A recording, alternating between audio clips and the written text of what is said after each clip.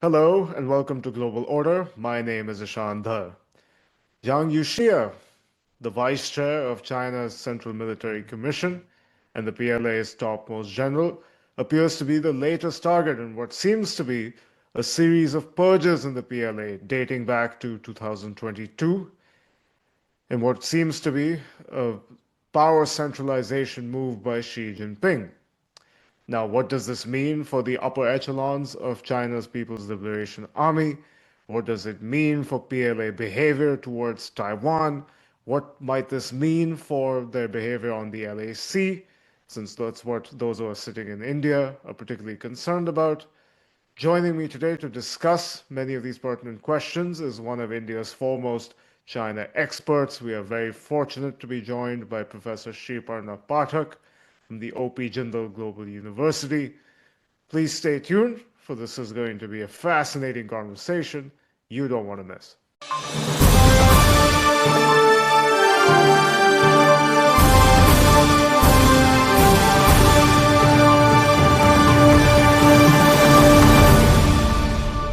Professor Pathak, it's a pleasure to have you here at Global Order. We eagerly look forward to your insights.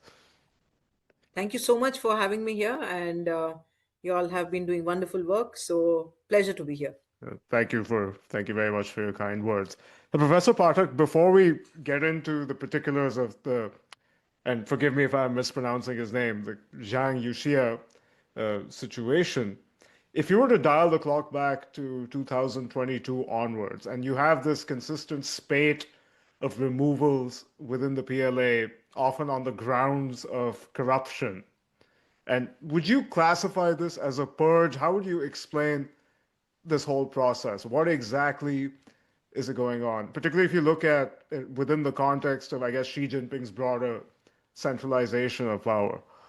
Hmm. So, as you said, there's been a spate of removals in the uppermost echelons of the People's Liberation Army. Right, And if you look at just the number of removals between 22 to 26, the targets have been extremely high profile investigations and expulsions. Um, all of these actually fit the definition of a purge in both scale and intent. So the wave has targeted dozens of senior officers, including 5 out of 7 members of the Central Military Commission, which is right. the PLA's top decision-making body, leaving only Xi Jinping as the chairman Yeah, and Chiang Sheng-ming, who is the head of the Central Military Commission's Discipline Inspection Commission, intact.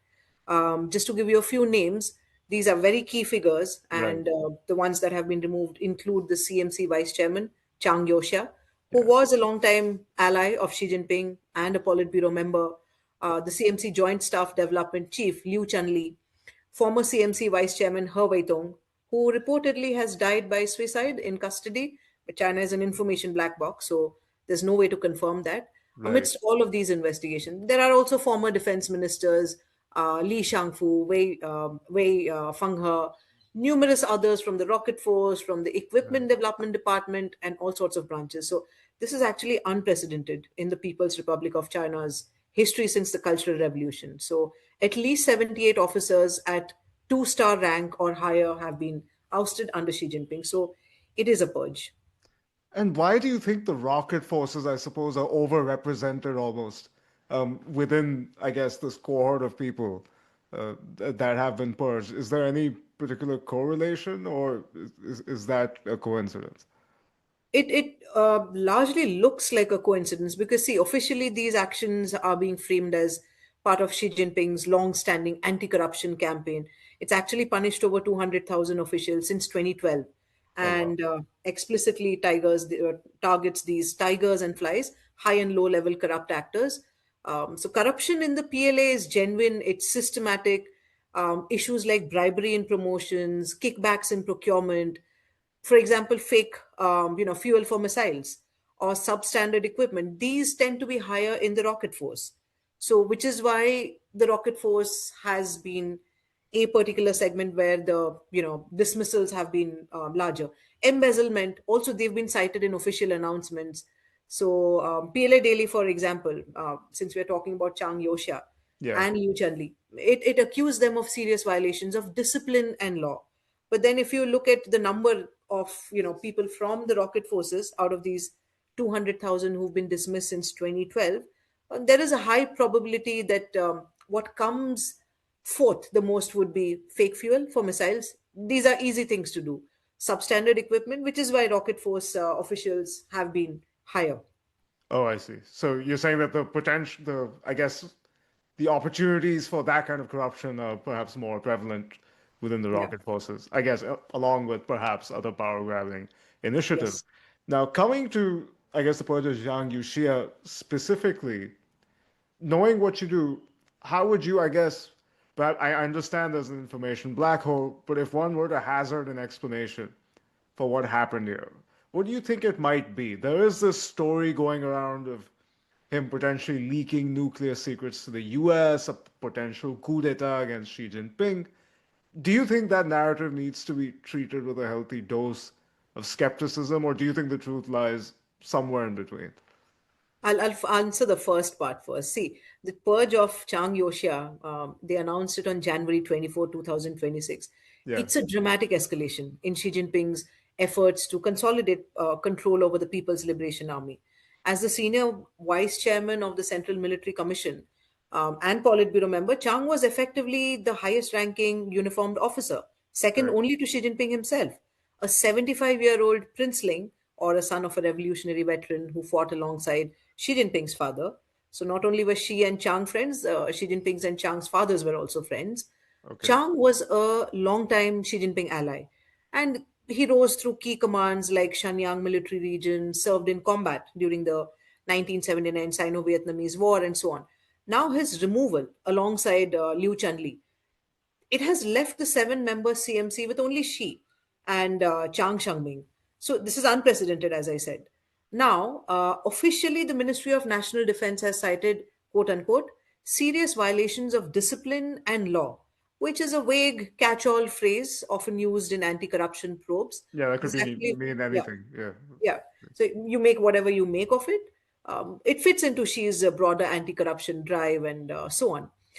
Now, Chang's purge, what it does is that it exposes Xi Jinping's succession anxieties. As a trusted bridge between old guard factions and new officers, Chang's removal disrupts elite management and signals that no one is immune, even his close allies. This has broader implications, including short term paralysis in the PLA command, depleted expertise from combat veterans, Right. potential delays, and so on.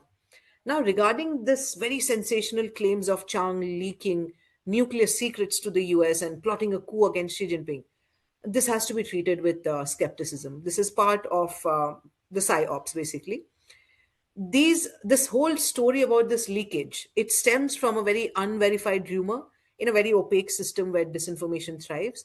Yeah. This nuclear leak allegation originates from a Wall Street Journal report, citing sources familiar with closed door briefing to top officers, claiming that Chang shared core technical data and so on. Now, Beijing hasn't confirmed this. It could be a smear tactic. Beijing hasn't confirmed this. It could be a smear tactic to discredit Chang Yoxia amongst PLA ranks, because now look, those ranks have to be fulfilled. This is a pattern. This has historical linkages with CCP's patterns of labeling rivals as foreign collaborators, spreading coup rumors amplified on platforms like X, and which is also taken forward by exiled dissidents and so on. So these are all speculative. These could just very well be China's psyops. It could be aimed at the enemy. It could be aimed at the domestic audience. But putting it in line with what China has done in the past historically, I think it's just a psyop. One shouldn't fall for it. Okay, and if we were to, I guess, take a step back and look at the relationship of the PLA and the party. Now, of course, the PLA is a part of the party. It's different from other militaries in that way. But this has not been the first time that there has been, I guess, tension between party leadership and the PLA. And the Lin Biao incident, for instance, comes to mind historically. So when you look at historical tensions with the PLA and party leadership, do you see historical continuity? Sometimes considering Absolutely. the Lin Biao incident happened the last time there was a figure that was centralizing power in the form of Mao Zedong, and since then we haven't had anything like that until Xi Jinping. So Hmm. how would, if you were to look at these tensions and relationships, keeping history in mind, what Hmm. is the big picture, I guess, takeaway there? Hmm. See, there is definitely compelling historical analogy between the recent purges in the PLA under Xi Jinping and Yeah, the Lin Biao incident.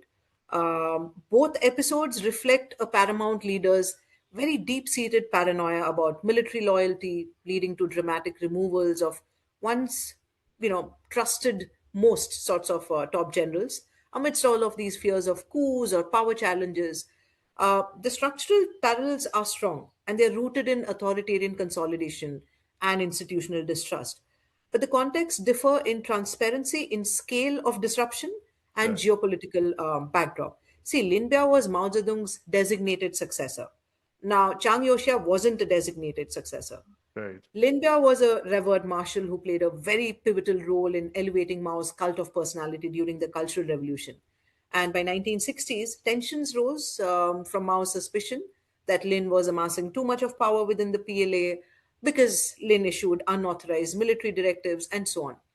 Coming to the similarities, these Xi Jinping's purges, they've been intensifying largely since 2023 and they reached a peak in 2026.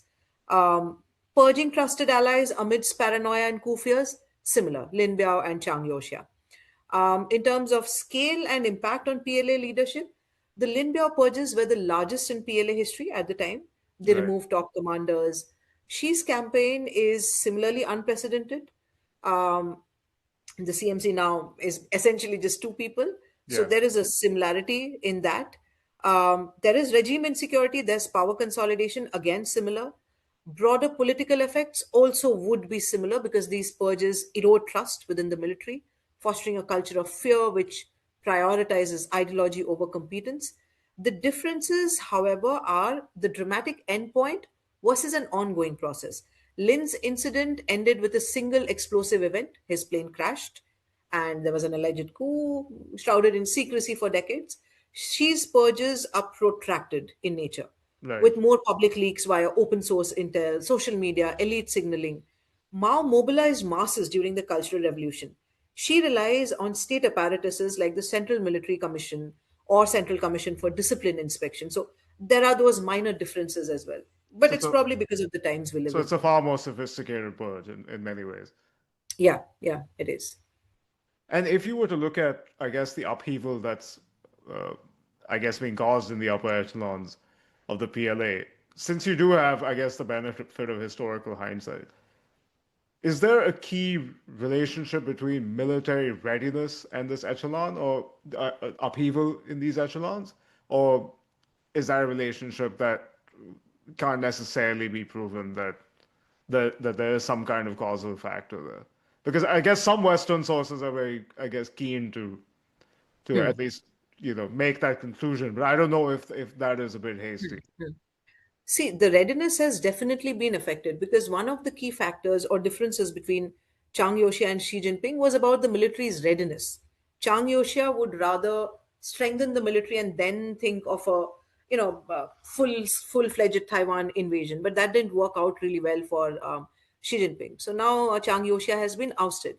There are going to be short-term disruptions to readiness because the purges have created significant gaps in command structures which Right. of course affect critical areas like nuclear forces, procurement, joint operations.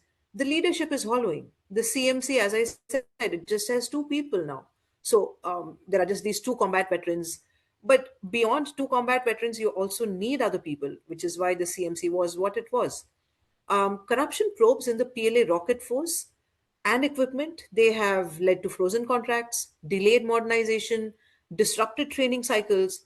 So these have been causing rather short-term disruptions in operational effectiveness. Coming to morale and cohesion impacts, the scale of removals, over 100 senior officers, in 17 in just 2025 alone, that's fostered fear, that's reduced enthusiasm, that's potentially lowered morale, as per Chinese domestic commentary themselves. So this will impair decision making and unity, and PLA might just turn into a paper dragon, weakened by corruption promoted leaders. There could be long term effects as well.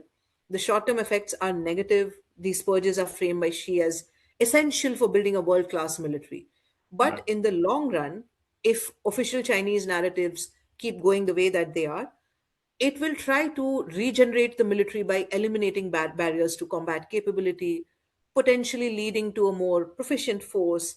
For Taiwan in particular, this upheaval may reduce near term invasion risks because of the disarray, but it could heighten long term threats with a more loyal, capable PLA if they can find that many loyal PLA. So um, it's something that needs to be watched out closely.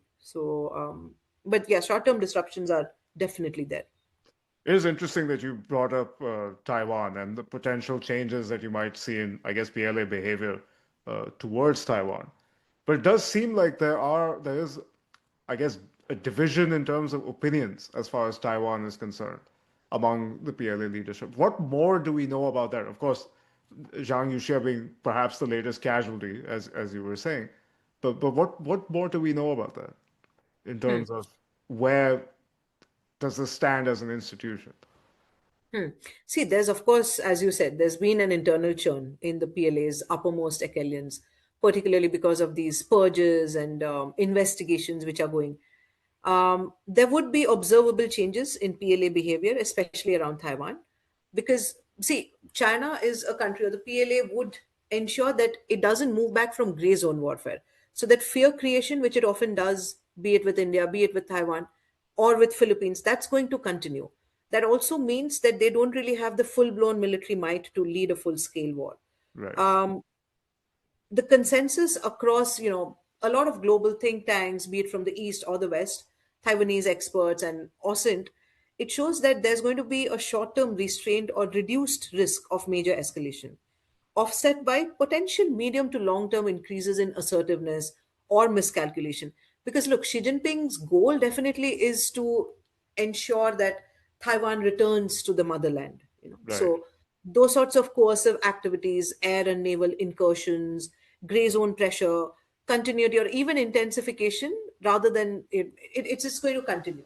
right. There's a leadership vacuum, though, that has reduced Xi Jinping and the one remaining uniformed member, Chiang Chang-ming, to handle everything else and ensure that whatever vacuum remains, that gets filled in. What this means is eroded experienced decision making, a culture of fear. Officers will prioritize loyalty over candid advice on readiness. Now, if you don't have advice, Xi Jinping would very well want to go and take over Taiwan. Is the military really ready? So that's going to be there. A lot of Taiwanese scholars, especially from National Chengchi University or INDSR, they have been assessing that these high-level reshuffles, they've temporarily lowered the risk of launching a major war or invasion. There are bottlenecks as well. But in the long run, because it's Xi Jinping's dream, one cannot write this off. So he will do what it takes to unleash some sort of military action, maybe not immediately, maybe not this year, but maybe from next year onwards when they are strong again. And when you look at, I guess, recent events throughout the world, such as, I guess, the US capture of President Nicolas Maduro, the way the US position on Greenland, although I think that's more gray now than it was perhaps a few weeks ago. What is Beijing thinking when it sees all this?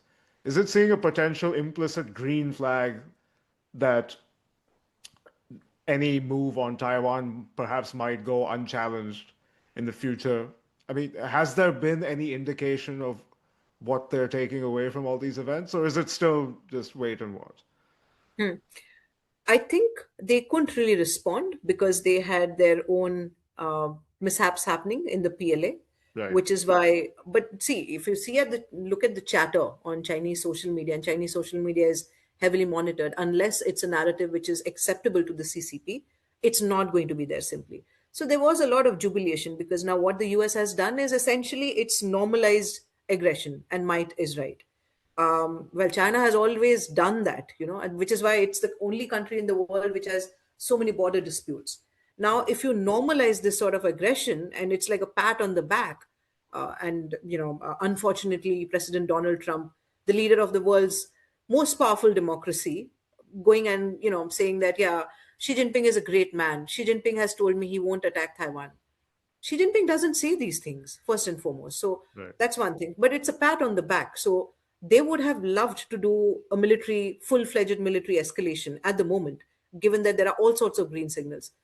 Donald Trump, ever since his presidential campaigns, has been giving all sorts of inklings that he's not going to enter into the Taiwan Straits if something happens, and it's up to China. But it's just unfortunate for the PLA, and maybe fortunate for the rest of us, that there is this vacuum in the PLA right now, which leads to unpreparedness. Otherwise, the sorts of, if you get a pat on your back from the world's most powerful military, why would you not do it? If your aggression is normalized by the other actor doing the exact same things, why would you not engage in heightened aggression? It's just fortunate for Taiwan and for the rest of the world that there is some sort of a disarray in the PLA right now. And again, sticking to this theme of Taiwan, what do you think the learnings have been from the Russia-Ukraine war? Hmm. So, look, Taiwan is fully committed, or it has taken the side of Ukraine, Yeah, because that sort of an aggression is something which is similar, or the Taiwanese feel that it could be similar. A larger power engaging in aggression, and against the smaller power, and all sorts of those sorts of things. So they've been trying to take lessons from whatever is happening in the Russia-Ukraine theater. But the fact also is that it's a very small island. The right. military is, of course, it is well, it is prepared, it has issues, but well, they are willing to defend their sovereignty. But without the US's explicit support, it doesn't percolate into much. So Right. the US support and the support of the democracies of the world, be it EU, well, we don't even know where the EU is right now, because the US has thrown its transatlantic ally Yeah, it under the has its bus. own hard power problem. Yeah. Has, yeah. So it's a difficult time for the Taiwanese, but they've been watching even after this whole ouster of Chang Yoshia and all these dismissals. There have been statements from Taiwan, and they have said that we are watching the situation very carefully. Military preparedness is something that they have always emphasized on. So it's a difficult time for that small island nation, and in a way, it's good that Chang Yoshia has been removed. In a way, it's good that there is a vacuum, but how long can this be sustained is a big question. And unfortunately, if anything happens across the Taiwan Straits, it also is a headache for India, because a lot of our trade passes through that. And Right. India is the fastest growing major economy right now. Would that mean we put the boots on the ground? Well, we are defending our own sovereign borders against the PLA, Yeah. Western Theatre Command. So, very difficult scenario to be in right now. Yeah. So actually, coming back here in India, from where we sit, do you see this upheaval as, I guess, is it good news? Is it bad news? Is it irrelevant? And does such, I guess, leadership churn when it comes to the LAC? What can we expect? Do you expect more restraint or more adventurism, or is it going to be, is there an analogy with Taiwan where it's really just going to be business as usual? Hmm. See, there's a difference. I'll first give you go back to. So, if you look back at history, whenever there's been a domestic crisis within China, be it in the late 1950s, 62, 67, 87, there is this tendency to showcase cohesion within the CPC or the PLA, or just to showcase that it is unified and prepared to take on an enemy. And the best enemy that they can make out of, and that's India. They will not attack Japan, they cannot. They will not attack the US, they cannot. So the best scenario is attack India, because in the past they have viewed Indian army as being weaker than them, despite the fact that in 1967 they got a bloody nose. They got Right. one during Galwan as well, Yangtze Valley as well. But that that possibility of an adventurism is, of course, always there. Um, Now, coming to the geopolitics of it, right now China wants India, or the Indian market per se, because India is the world's fastest growing major economy. US has, well, it is an on and off, hot and cold sort of relationship with the PRC. Someday they want a G2 with China, someday they say, oh, it's an enemy, and so on. Right. uh, but yes, the fact also is that China would need India and India's market, because their markets in the West, US and EU to be precise, have shrunken. Which is why when Donald Trump hypocritically slapped 50% tariffs on India, China came out with a statement: we support India's sovereignty in terms of trade and so on. So supporting India's sovereignty is not something which China should actually say. Also, academically, sovereignty doesn't get applied to economics. Yeah. So, but they would want to throw out those narratives, and they would want to placate India. which is why they would think twice. Would military adventurism lead to some sort of a pullback from this great thaw which they're getting? I don't think that the Indian side is buying it, but they are going all out in trying to push the narrative. So, which is why the adventurism could be restrained, but skirmishes could definitely happen, small scale. And then, of course, like they've done in the past, they could say that, oh, there has been some miscommunication or borders are not here, those sorts of narratives. So it's a mixed bag. And I don't think any of the neighbors, be it India or Taiwan or any country, Bhutan also for that matter, should relax because it's an eccentric power that we share borders with. This purported thaw that we're talking about, has it really translated to anything on the ground? One hears sort of a mixed, like you said, a mixed bag of reports that things on the LAC are still very much the way they have been post the, I guess, 2020 incursions. This narrative of this thaw is which is something which China has been pushing out or trying to push out for a very, very long time. But actions on the ground are not the same as words. Right. Just to give you a few examples, they're still building their dual usage villages or Xiaokang villages across the border, first. Second, I think something which has come up very openly is that they harassed a citizen from Arunachal Pradesh, Oh, trying to yes. coerce her to say that Arunachal Pradesh is China's. What does that really mean? There's no pullback. I think a few days ago also they raked up the Sakshgam Valley and they said that whatever we do in Sakshgam is ours. Sakshgam Valley is something which was illegally ceded by Pakistan to China. That's Indian Correct. territory. Correct. That's Jammu and Kashmir territory. Yeah. So yeah, yeah. So this thaw hasn't happened. It's just there in narratives. Coming to the economic realm, a few days ago also, Reliance had to announce that it won't be able to, create heavy batteries in India. Why? Because lithium batteries, Chinese, which is 1 200 ingredients or whatever is required to create those heavy batteries. So, across realms, there is no thaw, but China is actively pushing out that narrative. They're trying to push out a narrative of RIC, Russia, India, China. Why? Because that will ensure that whatever little is left between India and the West, that also breaks. India has great bilaterals with Russia. Russia and China have great bilaterals, but an RIC is not happening. Yeah. The government of India has also specified this very clearly. So they want to project the thaw to benefit at India's expense, as they've always done, be it in the military realm, be it in the economic realm, be it in the cultural realm. Buddhism is India's, but they keep pushing the narrative that Buddhism, there is Chinese Buddhism, whatever that means. So across realms, there is no thaw. That's not happening. So they've tried to placate India forever. They blame India for any military adventurism which they engage in. And that's just something I think through history we've learned it. So it's just sad that, yeah, we can't choose our neighbors really.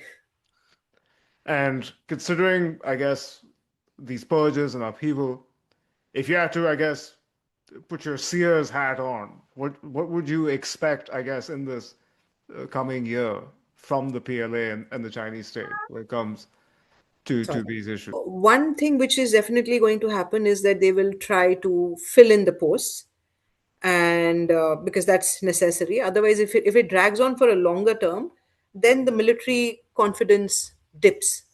And given that Xi Jinping has a plan to take over Taiwan, he cannot delay this process forever. So, there will be more recruitments and so on. There will be more focus on, moving out all those people who are accused of corruption. Um, there could be some border skirmishes when the confidence in the PLA and the CPC dips to the lowest. There will be adventurism. Right. And unfortunately, like it has been in history, it's again going to be first India. And Right. then maybe in the longer run, it's going to be a Taiwan. So I think India will have to be very careful and watch how this unfolds. It's like a choice between the devil and the deep sea. If we are comfortable that, yeah, there's a short term um, shuffle which is going on, which means that they are not going to really attack. It means that, well, just for the sake of adventurism, there could be something, and they could attack. If we are lax in the long term, I think that's a death knell in any case. Which is why I think even yesterday, defense expenditure in the Indian budget has increased quite a lot. So It's difficult times, but have to be very careful and observant. On that note, Professor Pathak, that was most insightful. Thank you very much for your time. Thank you so much, and it was truly wonderful speaking with you. It's an absolute pleasure.